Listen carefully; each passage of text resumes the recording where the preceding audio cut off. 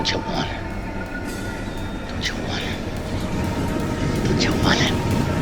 Don't you want it? Don't you want it? Don't you want it? Don't you want it? You lose your little mind.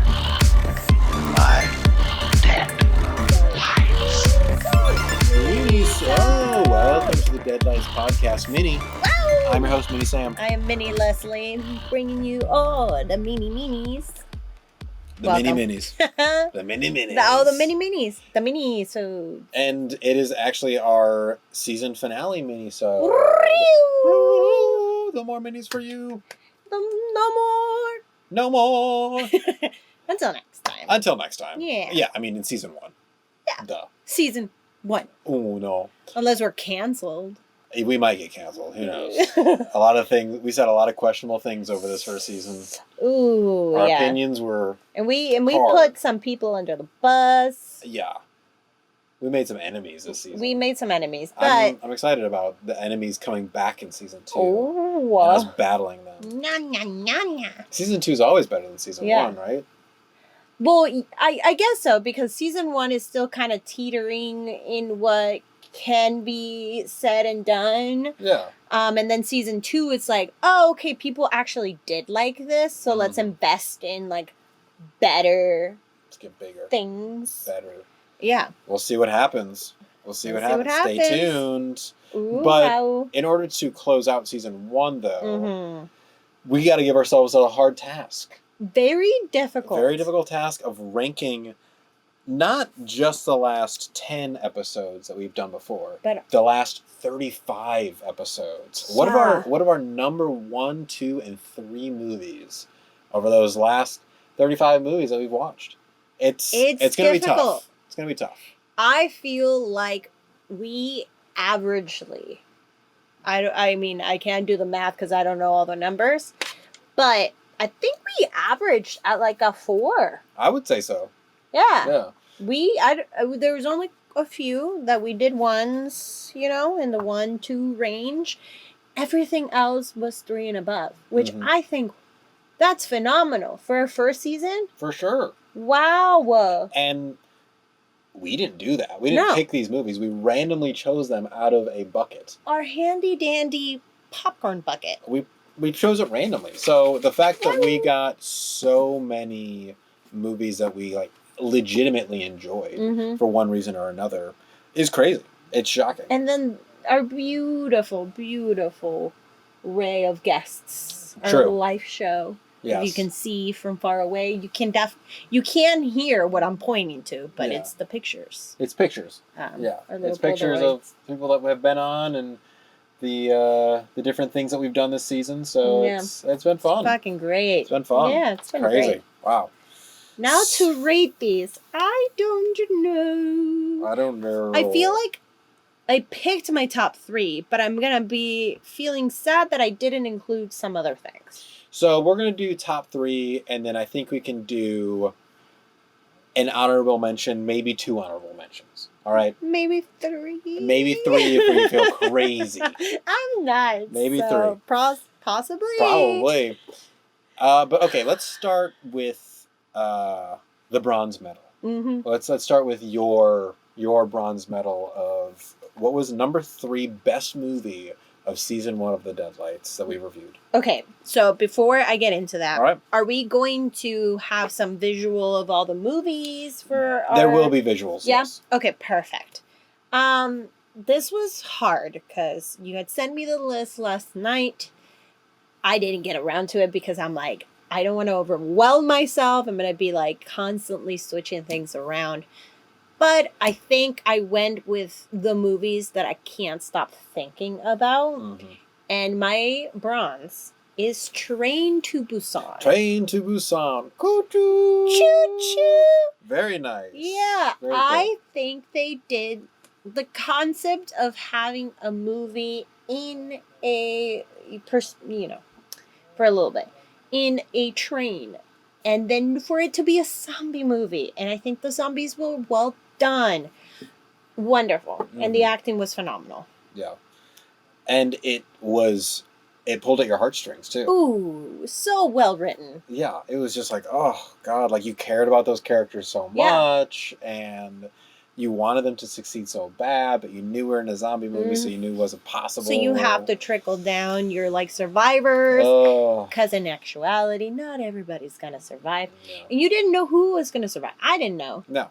I for a second was like, no, the daughter's gonna definitely survive, and I was like, will she?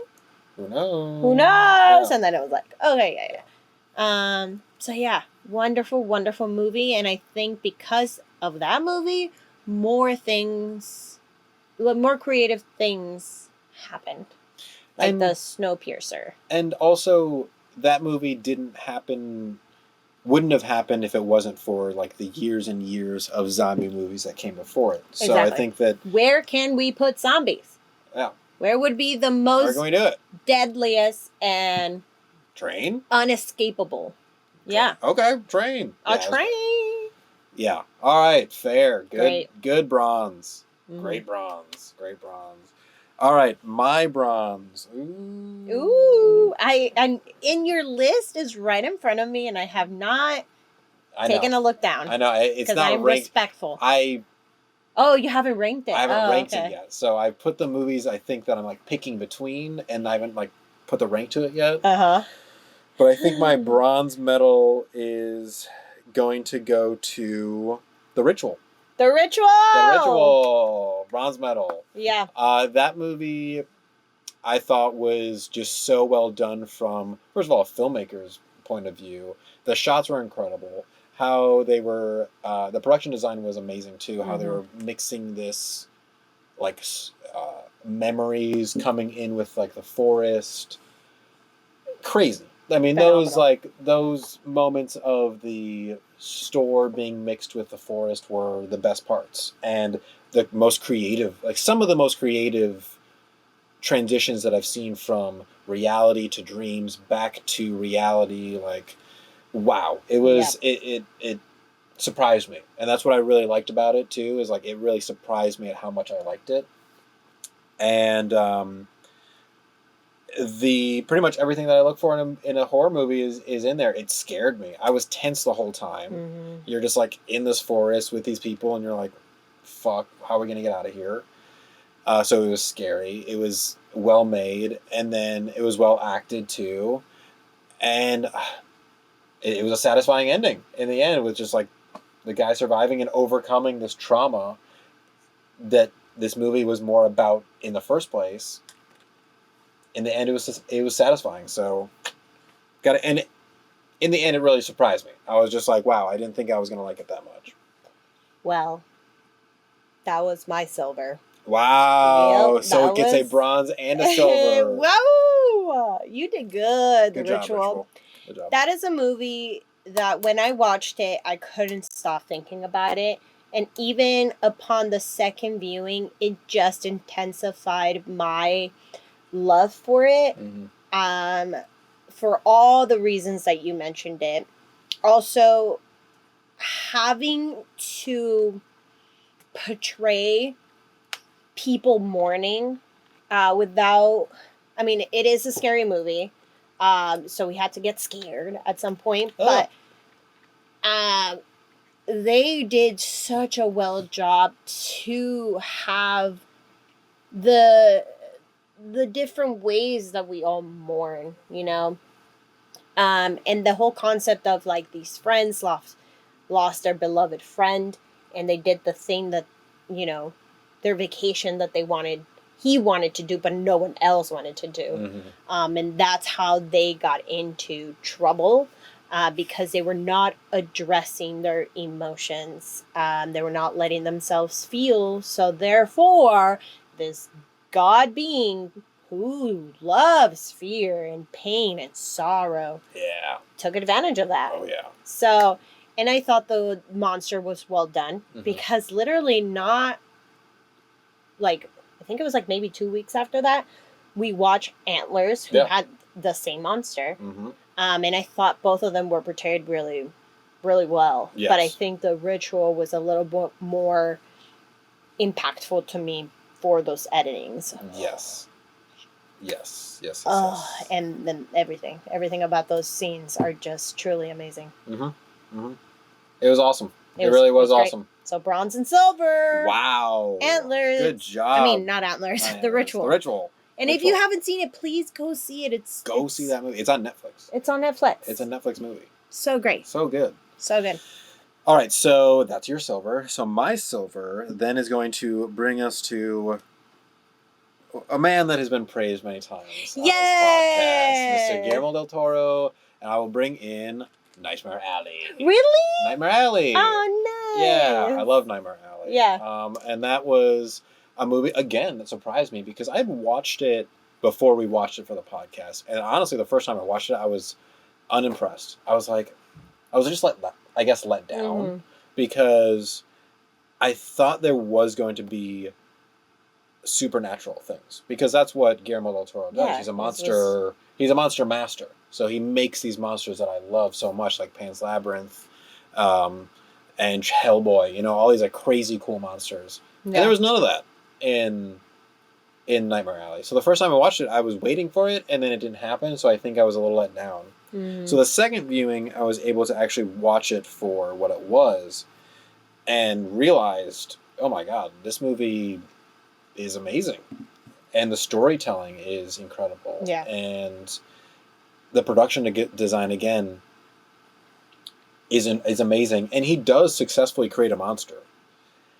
It is not a supernatural monster as I thought it would be in the end. It is actually a human man who is a monster, and the second time viewing it, I realized that he set everything up for that man to fall so well, and again, very satisfying movie experience. Circular. It was just like the perfect circle of a movie to me. Yeah. And that noir aesthetic that he was going for came through. Loved it. Love that movie. The fact that it didn't win an Oscar because it lost against Cruella. I mean, I tried watching Cruella. It wasn't my kind of movie, but I can see how the fashion of it, because it's a fashion movie, you know? I can see how they won, because she is a prolific, I don't know her name, I forget, but I know that she's worked in a lot of really fantastic movies. But also, my God, it just, Nightmare Alley looked so fucking good, and it didn't win a single thing. We don't need awards. You don't need awards. We just need the recognition, and it was there. And we're giving it to him. That's my silver. We fucking have a shrine right here. You can't see it. You can't see it. It's off screen. But yeah.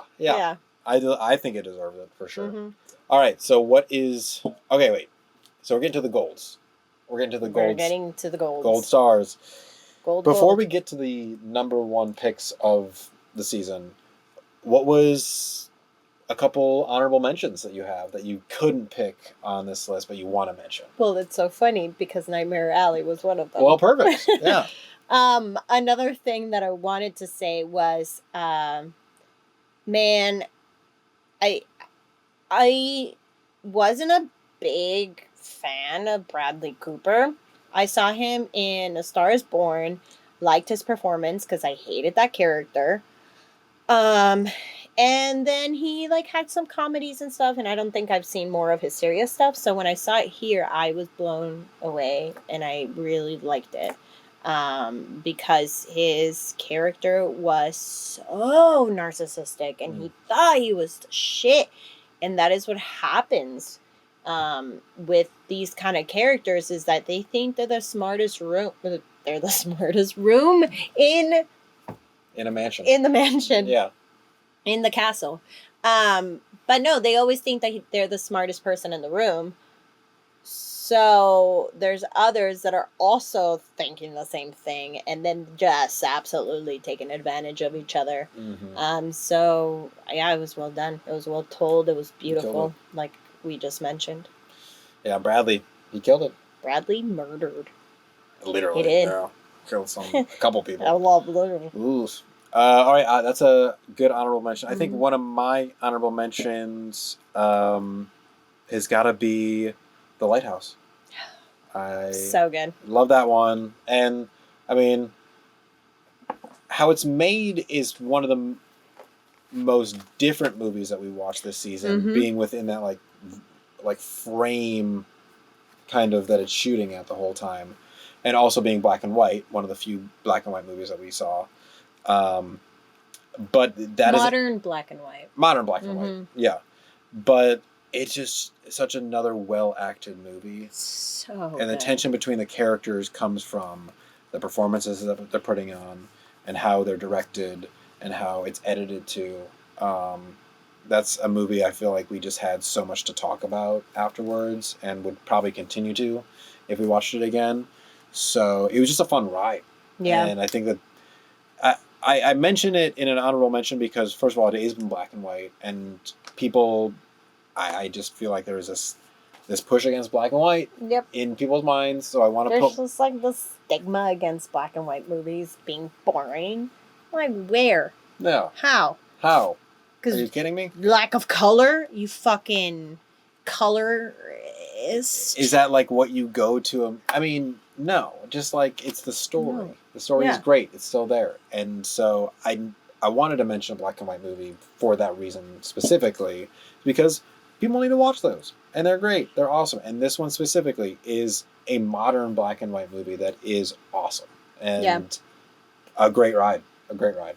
I have two more. Honorable mentions. I couldn't. All right, throw them out there. I was just gonna. We have a lot of movies. Speaking of black and white movies, Mm-hmm. Rear Window. Love it. It wasn't black and white, but It wasn't black and white? no. Never mind then. No, I'm just kidding. Never mind, it's not on there. His other Psycho was. Psycho, yes. I just want to say how well done. I didn't think I was gonna like any of his movies as much as I did because of who he was as an actual human being. Not so great. Not great. Pretty but insane. Hollywood back then, who was, you know?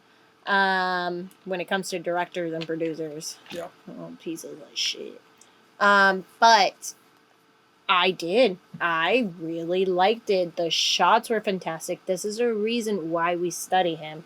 And his name is Alfred Hitchcock. Alfred Hitchcock. Yes. I just had Cronenberg's name in my head and I couldn't stop thinking. But yeah, like this is the reason why we study him, and this is why he was an absolute fucking push. He did things that were not being made at that time. Genius. It's hard. It really is very difficult to deny his impact on the film industry, whether he's a good person or not. So many of these artists are, but it's hard to deny because you see all of those techniques now being used still.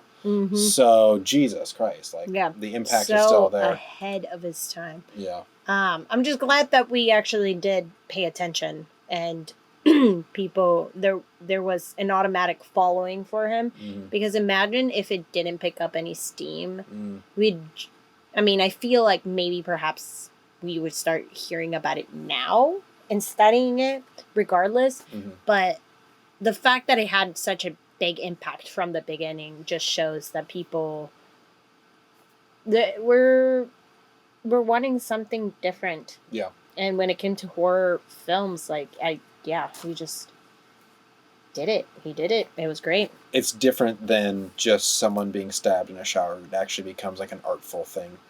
Yeah. That can still be appreciated as film today. So, yeah, he's undeniably impactful. Fine, well, I'll do another honorable mention since you did another one. Yeah, and then I have another one. Oh, yeah, well, fine, then I'll have another one too. I wanted to mention one of my favorite ones in general that we did early on, Saw. Saw. Yes. Love Saw. Of course. Love Saw. Love Saw. That Sam first likes Saw, Sam sees Saw and Sam likes Saw. Because Saw 1 I think is very different than all the other Saws, just in general. It's a different kind of movie. Mm-hmm. And I just like the storytelling that it plays out. It's more of like a mystery that we're trapped in this room, and with these characters, these two characters that we have following with them, we're learning all this like crazy stuff about them and about everything that's going on around them. And it's a puzzle that we're putting together the whole time. Like they're trying to puzzle out how to escape it. And it was also just like such a inspirational or influential film. Oh yeah. For horror in general. Because I mean the whole concept. Also, I don't know how far we would have gone if it weren't for Saw when it comes to actual escape rooms. Yeah. Fucking love those. People love it. Love them. People are fascinated with that. I need a very low stake of needing to get out of somewhere. Yes. That's not water. No water. Don't want that. And no saws with ankles. Absolutely not. No, or breaking of anything to get out of things. No. Low stakes. Low stakes. I know I can say, hey, end this now, and then I would be safe. Yes. But no, I think that the escape rooms kind of come from the people's fascination with this thing, which is escaping a space. So I just like that movie for pretty much pure storytelling reasons. I just like how it's played out. The sequels get pretty crazy. They get nuts. They get pretty wild. But that first one stands alone for me as like, wow, it's very cool and different kind of horror movie. At least at the time. Oh yeah, no. I was surprised when we were watching it. I was surprised that it wasn't as horrible as I thought it was going to get. And also the storytelling was actually a story. Not just some people being tortured. It was actually a story. So, yes. Cool.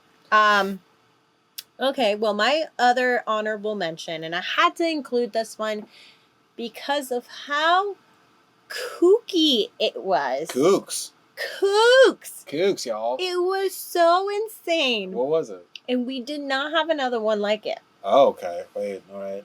Got it. I'm prepared. I think I know what you're going to say, but go for it. Tokyo Gore Police. That's what I thought. Holy shit. That was wild. We had so much fun. So much fun. At least I did. I was laughing constantly. I love the moments where I'm like, what?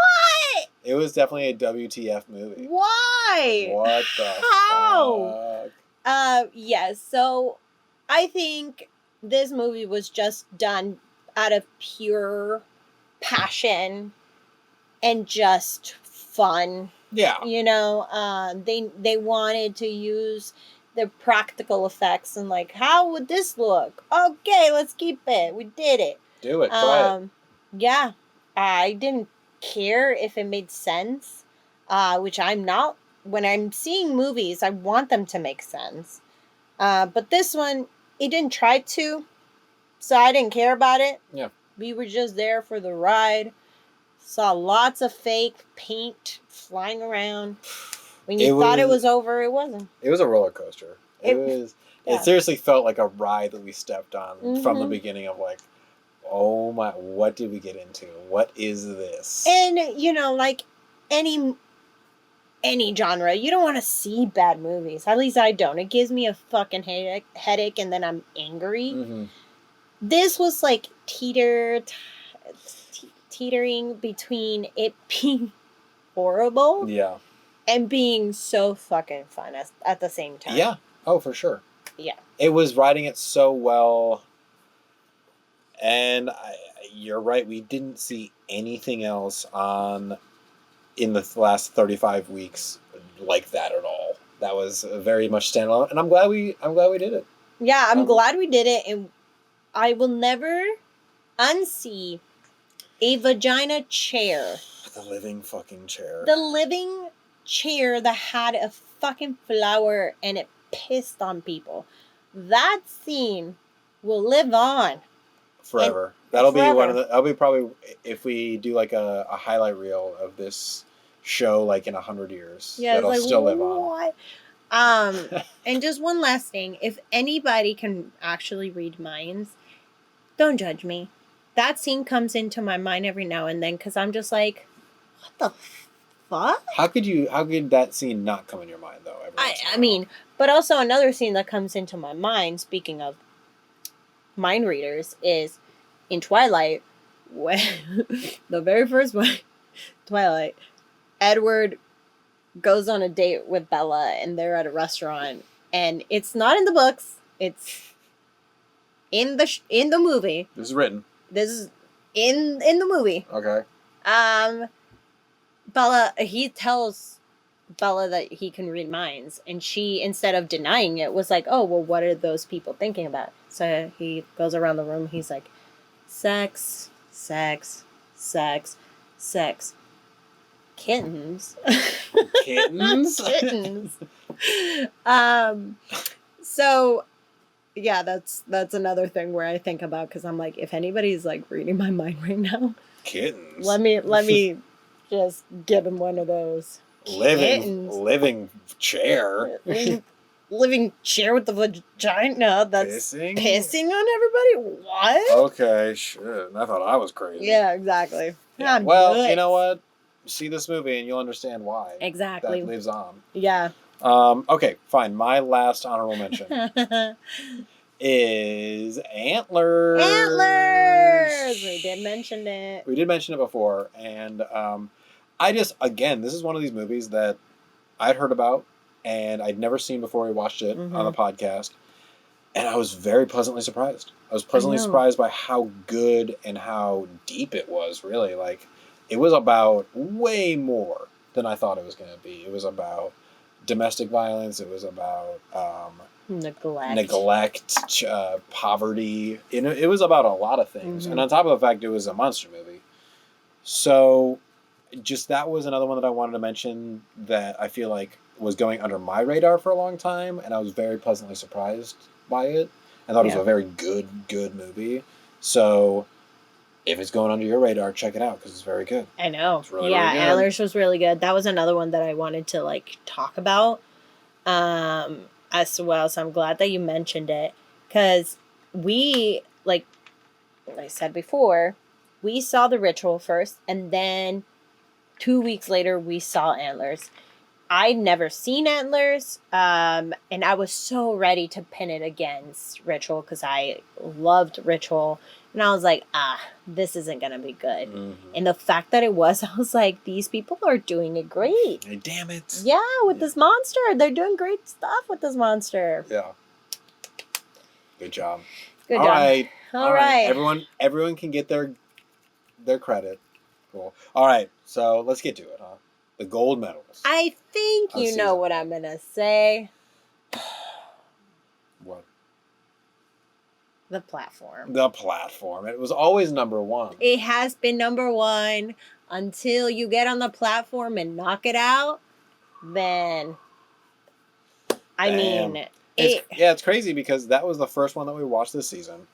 And then it was the one that you told me to put on there in the first place because you really liked it. And always the one that you continue to go back to and mention. Continuing.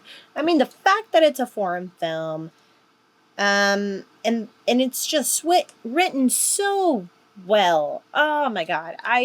You have heard me talk about this movie over and over again. It is one that I tell people to go and watch. It just has everything that I like. Love it. Yeah. Love it. Yeah, that's all. It is great. Sweet. I was truly another one where I was surprised at how much I liked it. It was way more action packed than I thought it was going to be. I was like, damn, this is moving fast. And we're in a room. And it's a room.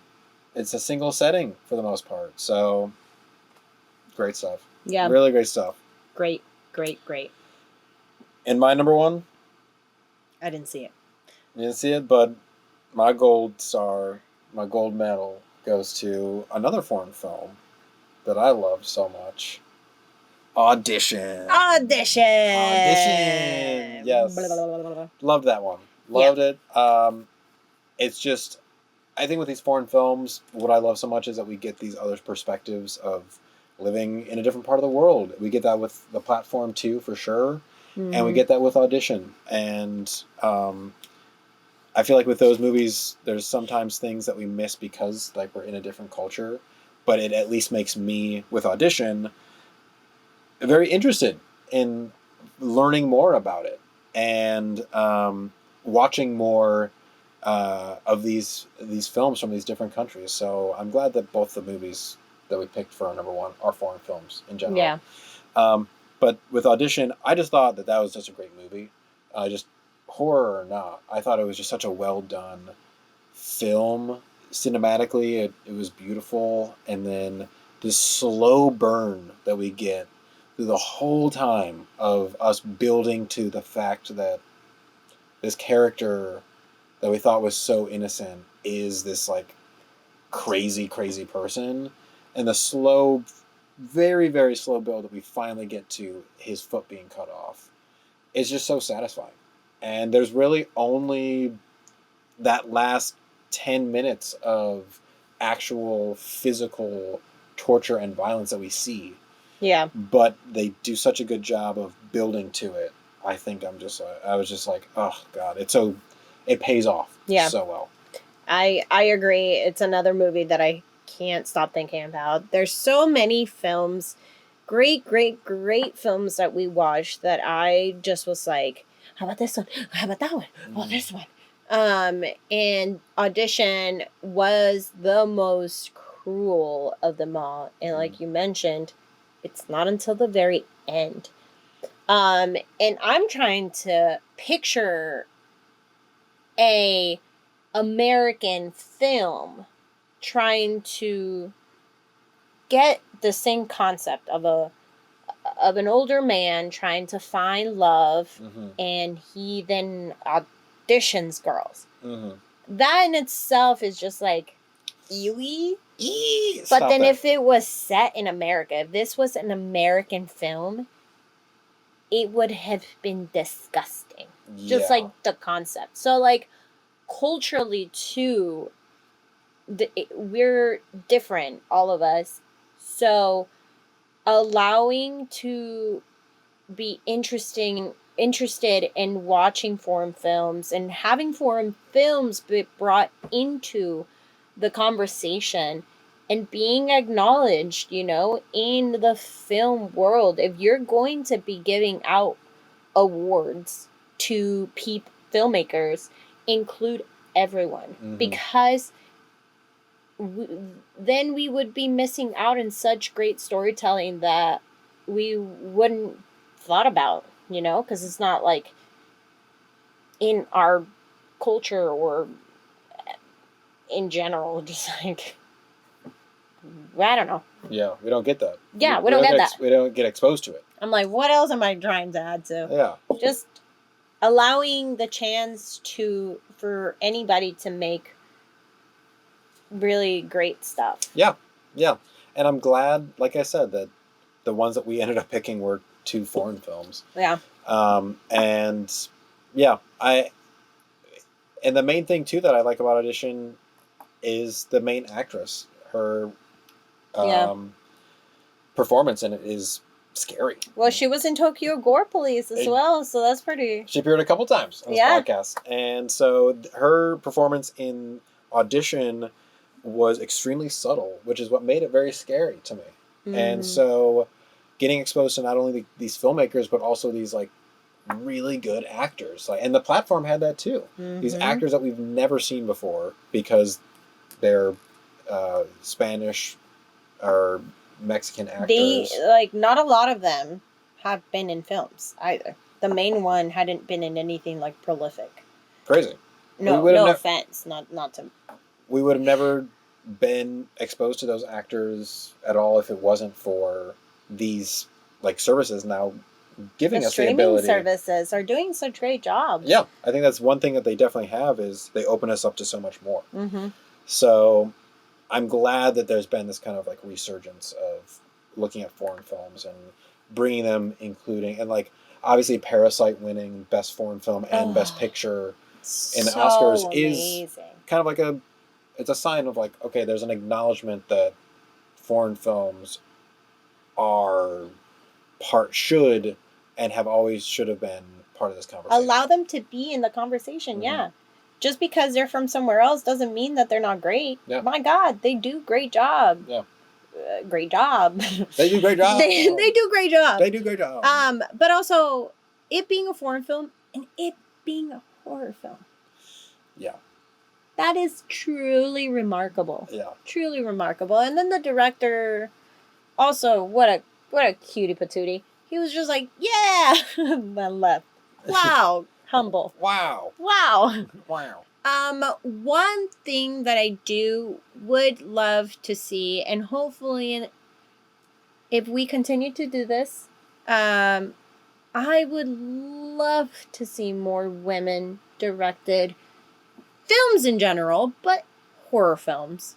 Yes, please. There's little to none, Yes. and I would love to see that more. Absolutely. We had JC, who was one of our guests in this in our season 1. So she's a horror filmmaker, so go and watch her stuff. Please. Go visit that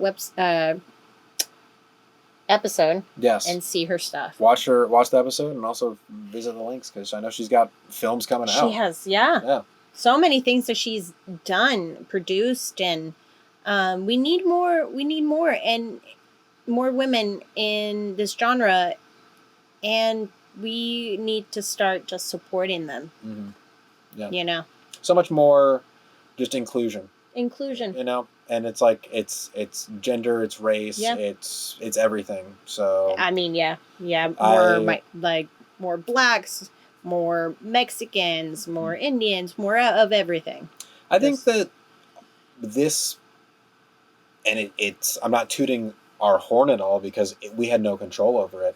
The movies that we picked out of this bucket really included a lot of different people from a lot of different cultures and genders too. So I'm glad that we kind of took that pressure off of ourselves from picking things because just naturally we got exposed to a lot of awesome perspectives and awesome stories and shots and discussions that it sparked were just crazy cool. So And- such a phenomenal season.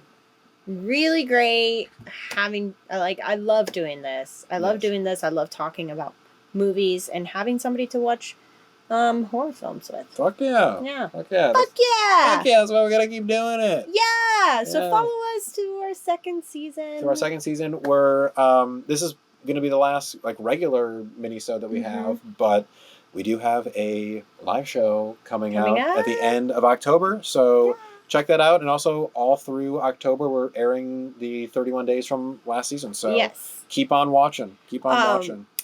Little disclaimer about the 31 Days of Horror. Not that I don't need to add this, but we were having a lot of fun doing those, and some of them were really late at night. Very late. So keep that in mind if it gets a little unhinged. And that was the beginning of us doing this. Yeah. And I feel, also not to toot our own horn, but I feel like because we have practice, because we have done it consecutively, we have gotten better. At least I feel like I've been able to talk about things a little bit more, I don't know, easier, and I can share my opinions a little bit more. You know, I can't find the words right now. But not now, but not before. now, but before I was able to talk. Yeah. Anyways, yeah, so I just want to thank you again. Yeah, thanks for bearing with Following us. along. And us figuring out this thing, and it's been fun. So It's been great. welcome to the end. Yeah. And also the beginning. So but we'll see you next season. Let's get out of here, huh? Let's get out of here. Color Me Leslie on Instagram, y'all. And also BB Britchie T, that's me. Boppity and also boop. the Deadlights pod. D. That's us. Right. Check out Playground Social. It's a studio that we're recording this at. And until next season, Let's get mini spooky. Ooh, see you next season. 35 episodes and we still 35.